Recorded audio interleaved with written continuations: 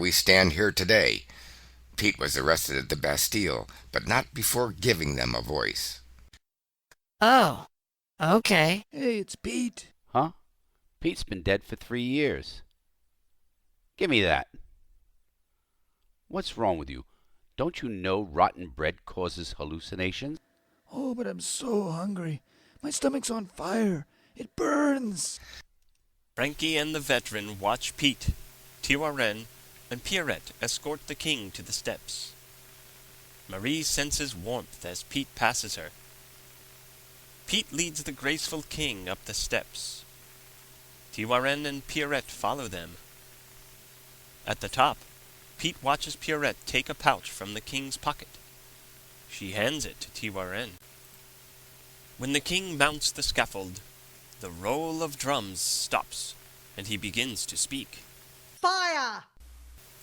The thunder of the drums starts up again and drowns the king's words. The king gives a final royal wave. Tiraren and Pierrette grab and strap the king to the board. They lower down the king. As Tiraren pulls the rope, the curtain falls on the regime. So you see, Frankie, your voice does count. There you have it. I have shown you how the wild, wild wee republic was won. Some say that day France became a republic, the voices became the voiced. That is my story, Pete the Peasant.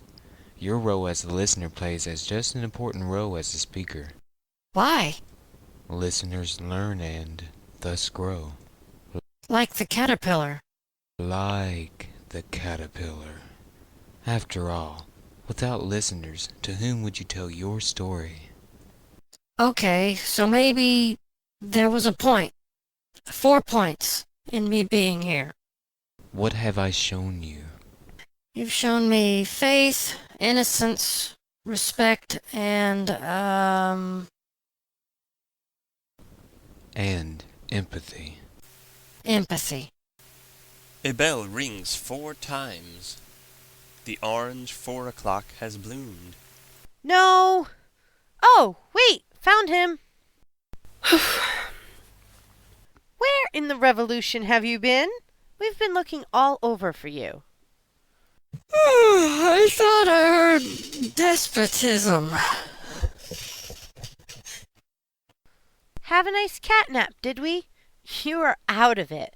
That was Mrs. Talleyrand. She said, "Do you spot him?" Hey, I'm sorry for acting like a jerk earlier and for worrying Mrs. Tolerant. Huh? Do you feel sick? You don't have a fever. What are you doing? Changes. I can smell them floating from Wheat Ridge. You can? Really? What are they? Congratulations on becoming a Raiderette. Really? Really?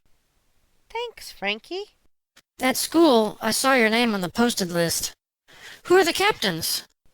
2 sophomores from the high school squad. Please? I didn't know sorry and please were in your vocabulary. Please don't let those girls change you. I won't. You're better than that. After all, you're a half-decent human being. I would hate for you to go to the bark side.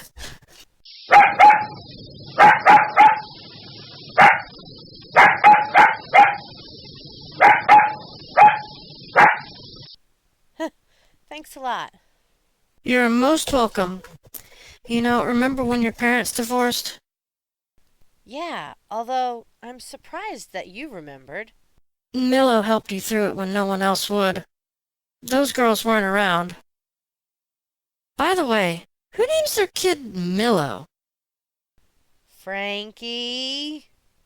I'd hate to see a great friendship ruined over something as stupid as lip gloss.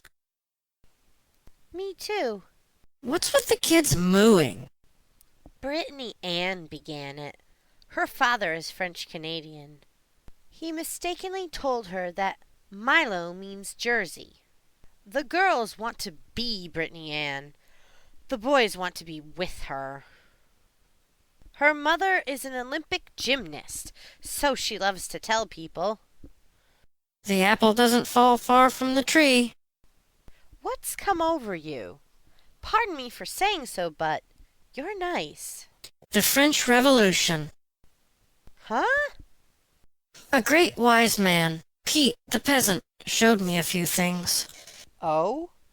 A bit ironic, don't you think? Pete was a man who died for his country. And, well, you're you. You would die if your mother didn't put dinner on the table. As you said, you put the me in American. No offense. None taken. You're absolutely right. He let me know that I was not a Mary I can. Did you know Pete's son, Danny, died from starvation? No, where did you read that? We missed it. I didn't read it. It's not written. Pete showed me the grave marker. I was there. I know, Frankie. I believe in you. It's a man's life. 2 lovely ladies, 1 for each arm. Who's hungry? Famished. Something has to account for your tragic transformation. Pete, I care. Revillon?